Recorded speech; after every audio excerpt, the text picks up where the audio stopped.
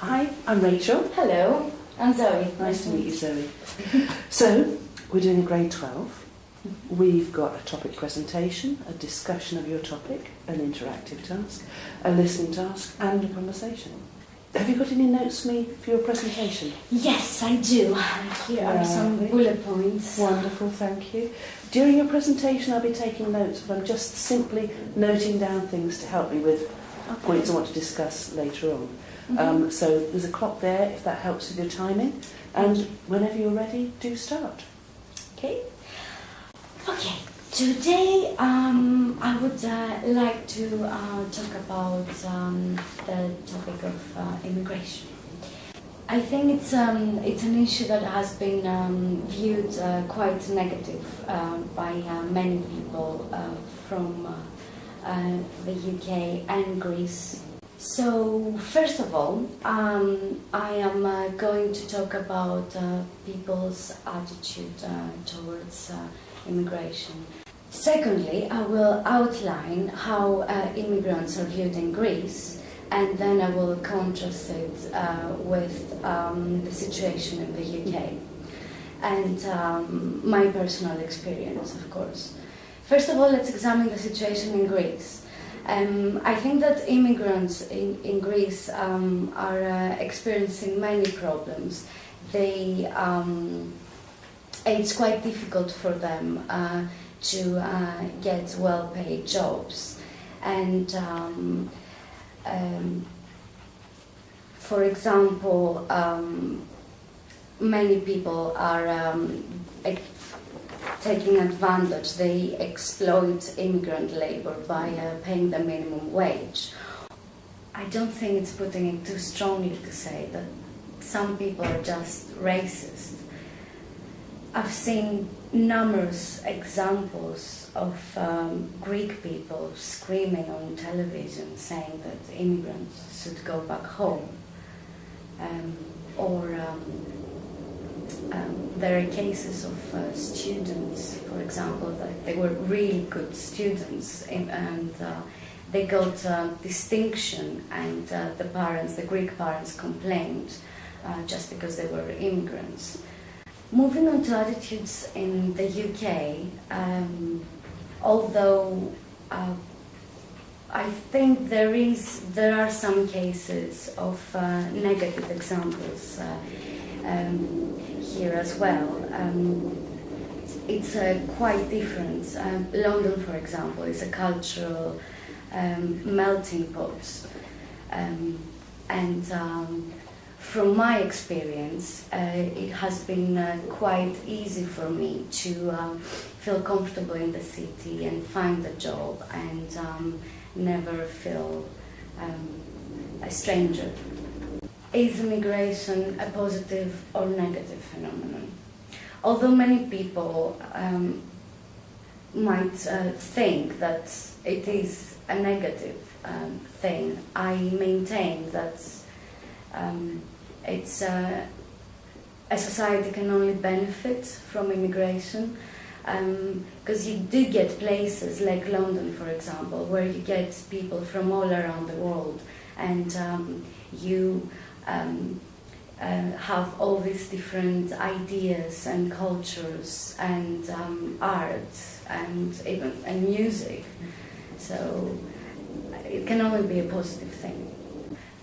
As I said before, London is a cultural melting pot, but it's also a center of cultural exchange. So to sum up, it might sound like I'm saying there should be no limits in immigration. On the contrary, what I'm saying is that the benefits of immigration outweigh any potential downsides. So this is the end of my presentation. Do you have any comments or questions? Well, definitely, that was very interesting, thank you. You mentioned there are issues about employment, the fear of loss of employment, the fear of the kind of suppression of wages and minimum wages. Mm-hmm. What makes you say that? What makes you think that's an issue for people?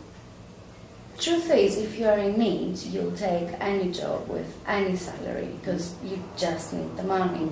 So if you are born in a country and you have your family there, and your friends and everything, then you have support, and then you expect better things, and you won't work for a very, very low wage if you think that you are very qualified. But other people that need the money, even if they are very qualified, they'll just take it because they need it. So I think what they might think is that since someone is offering the same services for less money, they will go for them. So obviously they think, okay, they will take someone else, not me. So are you saying that basically immigrants work in conditions and for salaries that are damaging to the society that is hosting them? No, I'm not saying that. I'm saying that people might think that because they might offer their services for less. But actually, if you think about it, they actually might be good for society. They might boost their economy, because if you work for less, then you can sell your product for less. So what you're saying is people's fear is justified. That they're quite right, immigrants are coming and taking their jobs and doing it all for minimum wage. No, I'm not saying that. I haven't done a research on that matter, and I don't have numbers or specific examples. I'm just talking from my experience and what I've read in newspapers or I've watched on TV, what people think and feel is happening. And in my opinion, their fears are groundless. Yes, but you're sort of admitting to the fact that we know economies benefit from immigrant labour.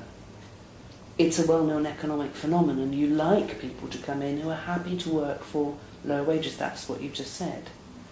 So surely if people feel threatened by that, they're justified. Well, there is another opinion that immigrants just do jobs that people in their own countries don't want to do. For example, in Greece, there are jobs like cleaners or workers that they're all immigrants. They do jobs that Greek people wouldn't touch. It sounds as if you're saying that Greek people are not really ready to admit to the fact that they like the benefits of immigration, but they also want to be quite abusive towards immigrants for coming to work for lower wages and giving them a benefit. I maintain that the government should educate people, because if they know how immigration can benefit their country, then they wouldn't think that way. They would feel that this is a positive thing for them. Okay. I probably agree with what you're saying. However, people would say, well, that's a nice, tolerant, kind, friendly attitude. But in reality, racist attitudes are right.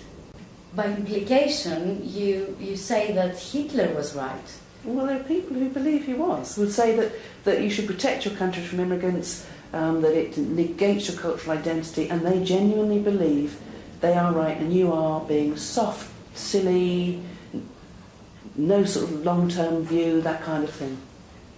I don't think it's putting it too strongly to say that these people who hold these views are a significant minority. True, but they're vociferous and I think quite unpleasant. I agree with you that their attitudes have no place in the sort of present day. Well, thank you very much for that. Now we need to move on to the interactive task. In this task, I'll start by telling you something. You'll have to ask me questions to find out more information and make comments. It's your responsibility to maintain a conversation. Are you ready? Yes, sir. Some people seem to have been born with a will to win. They are competitive in everything they tackle. personally, I think it's probably more important to teach children to cooperate than to compete. So what you're saying is that people shouldn't be competitive at all? Partly, I think a little bit of competition. I just don't think it's appropriate for society. But how a society can evolve if there is no competition? I think that's a very archaic view that evolution and development only happens because of competition. I think evolution happens through cooperation. So how do we manage to teach them to cooperate without competition?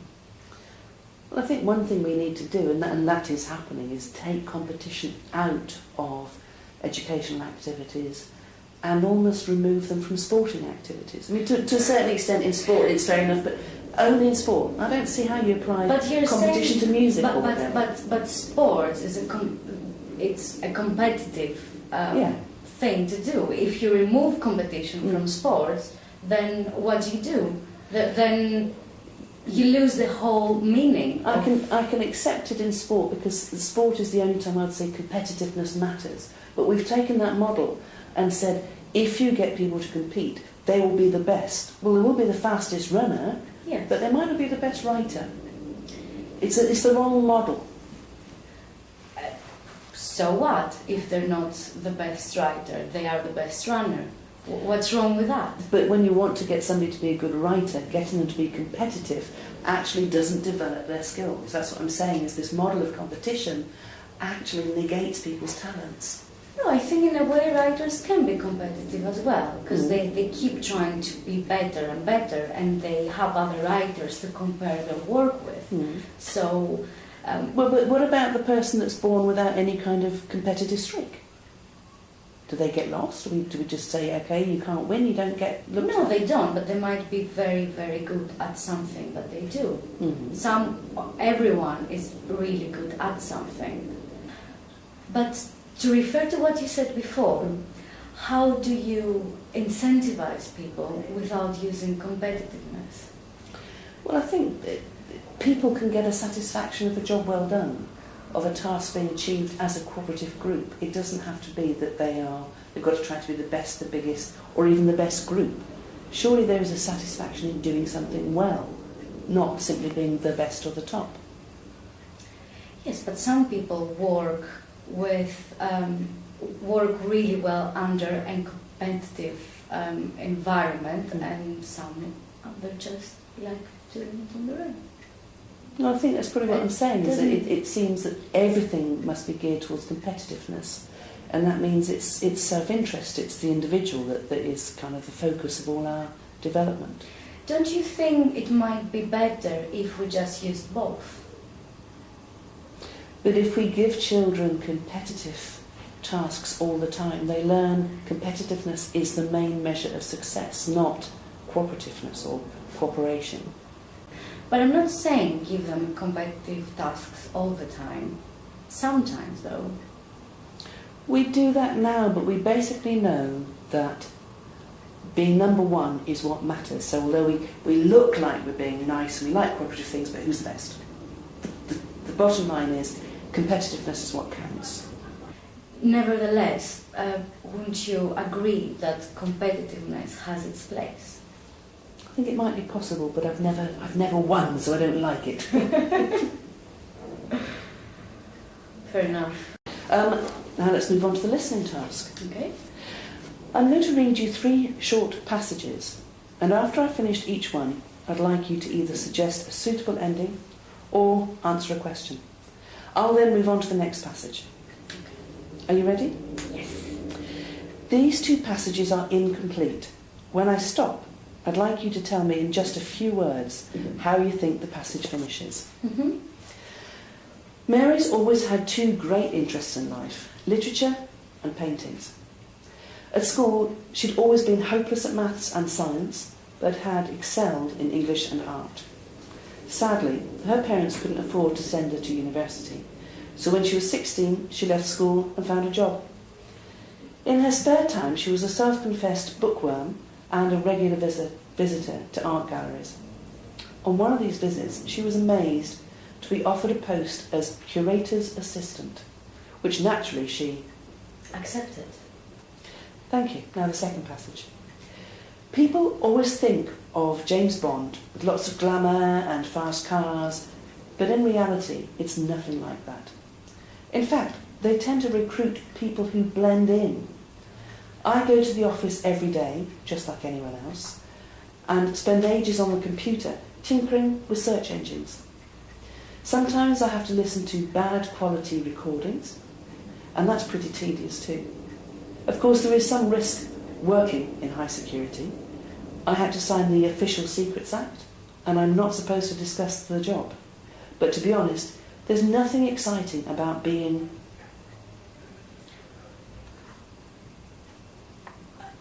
No idea. James Bond. Thank you. Now the third passage. First thing, I check the appointments list for morning surgery and make sure I have all the individual's records to hand and a bank of blank prescriptions. I check the waiting area to make sure it's clean and tidy, then open the doors. I greet people when they come in and ask them to take a seat. 2 mornings a week we have a walk-in session, and that can be quite hectic. I also deal with organising the specialist clinics held in the practice. As I'm the first point of contact, I get a lot of different queries, from requests for repeat prescriptions to emergency call-outs. What is the speaker's job? A nurse, or she's working at the reception of a hospital or a clinic. Thank you. Now we'll move on to the conversation phase. I'd like to talk about euthanasia because it's something that keeps coming up in the news in the UK at the moment. Some people say we have a right to choose our way of death, we have a right to choose if and when we die. Some people say it is a government issue and must be controlled by government. Why do they say that? I think people, particularly religious groups, will say that euthanasia is something that cannot be permitted, it's out with religious laws. And how do you think we could, people that they are pro-euthanasia, how do you think they could make the government listen their point of view? Well, I think they have to make their views heard. I think most people don't realise that there's such a powerful lobby from religious groups on this issue, and they're just leaving it kind of hanging in the air. They're not pushing against the lobby. I mean, I've seen stories on the news where when there are situations where someone is so sick, they might have cancer or something, and they are in a really, really bad state.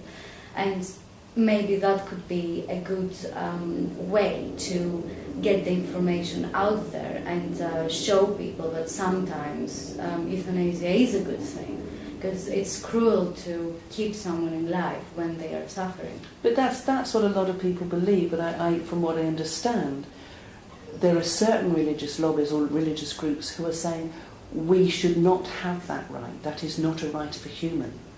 And they're saying we cannot pass laws that make it accessible to humans to make a decision that should rest with God in their belief. Nevertheless, it's not their decision to make. People, I think, should still make their own choice.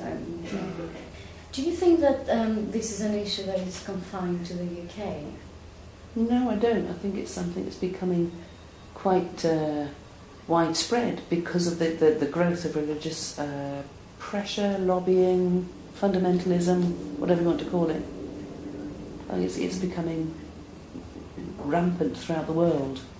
The reason I ask is because in Greece it's a big no-no. No one would touch that matter. Really, politically, would it be very risky subject? It would be very, very risky because, again, religion is very important in Greece, and the church would never let something like that happen. It's too much of a hot potato. Thank you. Well, now, let's change the subject. Let's talk about the coming elections in the UK, the exciting moment. For me, elections are an issue. People fought very hard to get the vote. Yeah. Women fought very hard to get the vote. Men did, black people did, all sorts of people fought to get the vote. And then 50% of the country don't bother to vote. I'm astonished that they don't. Don't you think there is a reason for that? Yeah, but what? Why don't they? Well, maybe they're disappointed. Maybe they think that their voice cannot be represented by anyone. Mm. Maybe they think everyone's the same and nothing will change, so they just don't bother. Maybe it's a result of generations of disillusionment with politicians. So are you saying that voting should be compulsory? Yeah, absolutely. But how can that be enforced? We could offer incentives, people could have reduced community tax, we could have legal issues where they, I don't know, can't do something if they don't show that they voted. I don't know, lots of other countries manage it. We should be doing something that compels people to vote. Do you think that would make any difference? I mean, in Greece, it used to be compulsory. I'm not very sure if it's still now, but there's a lot of people that just vote for the Green Party, for example, or for parties that would never get into power just because they don't want to vote anyone. I would maintain that either way, it's still an act of protest. It is. It's just by staying at home you allow politicians to just gloss over you. What I'm saying to people is stand up and be counted that you're protesting. I see what you're saying, but wouldn't you agree that a good way to get people to vote and be interested in politics is have the actual politicians or parties do something, do a better job, be more interested, hear people's concerns and do something about it?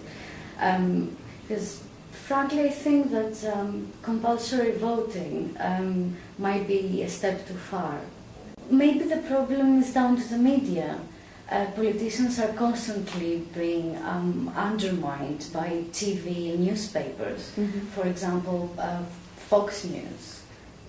Maybe politicians should be better represented by the media, maybe selective editing should be stopped, so people get, the actual information and they form an opinion on their own. Mm-hmm. That could be a good way to get them to vote. I think you've got it, absolutely. We'll change the world, it's perfect. Well, thank you very much. We're finished. It's been very nice to meet you and nice to have such interesting conversations. You too. Thanks very much. Nice to meet you. Thank you. You too. Bye-bye. Bye.